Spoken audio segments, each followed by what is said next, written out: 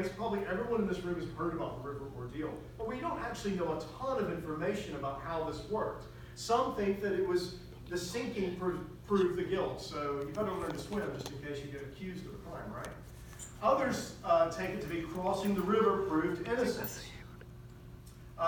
However it took place, though, we do know that once you were deemed guilty, you could be rescued.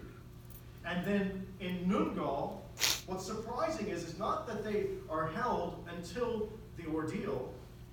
It's not surprising that that takes place. What's surprising is that after they have been identified as a criminal, they return to the prison. And what happens to them there then is even more fascinating, I think, when we think about prisons from a modern perspective. Again, we're not reading back into, but we're thinking about what was the goal, what were the goals of imprisonment. Now, we also know of other ordeals associated with Nungal. So leaving the realm of the literary, focusing more on administrative texts. There was also swearing of oaths at the gate of Nungal. Manungal, if you're reading some of the other texts, Manungal is the same as Nungal there. So there are swearing of oaths at the gate of Nungal. So you go up to this gate, and the gate's like Nungal or Manungal is seen as a great net, and it's meant to make you swear oaths, and it's meant to induce honesty. Sort of like in our culture, where it used to be you put your hand on the Bible and then you take the oath in court. It's meant to induce honesty. And this is the same sort of idea. You stand before Nungal, who's going to know if you're lying, is the idea. And you take this oath. Dominic Chopin, a great historiologist, has suggested that the gate of Nungal was located at Sippar, which is where Shamash's primary temple would have been. Shamash is the sun god, also the god of justice. And so it would be fitting that this would be the connection. There are also Old Babylonian texts that this is much later. This is the tablet, Shamash tablet. It's a much later text, but it's a nice imagery. I couldn't pass up on it. There are also Old Babylonian texts that deal with lamenters who are being assigned to Sippar and particularly to the gate of Manungal. And so this has caused Chopin to, with the imagery in the prison text of laments and all of that, to see this as probably the gate of Manungal being located at Sippar in connection with Shamash. Well, we've already gotten a little bit of a glimpse of what life was like on the inside from the literary text. Here's some summary of what life looked like before and after the ordeal. So when you're brought into the prison, and then when you're brought back into the prison if you're considered guilty. Her house is described as a flood of waters. A painful grip like a wild ox with spread forelegs. I don't quite know what that is, but that doesn't sound good. A place of sorrow, full of weeping, laments, and cries. In the darkness of the house, prisoners listened for the sound of snakes and scorpions. So you think of being in a dark, dark context, and you're listening to see if something's going to crawl up on you and bite you or sting you. And the walls are described as having tears inside of them.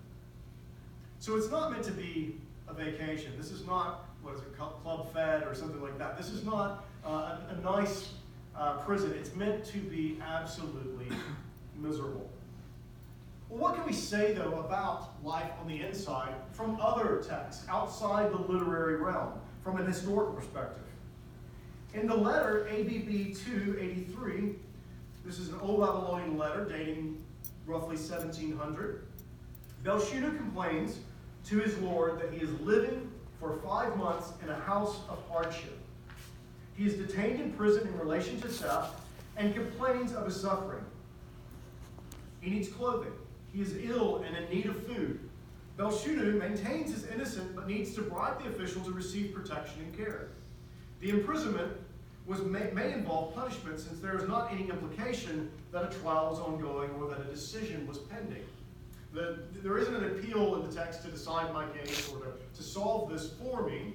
Now, it may not be related to punishment. They could be holding indefinitely, waiting until he coughs up the goods that supposedly stole or whatever it is. But the picture there is one of suffering and misery. It's a house of hardship.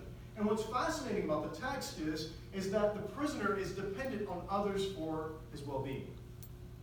So there doesn't seem to be this administrative care, right, that we think of or associate in a normal prison context of rations or a certain amount of food and care.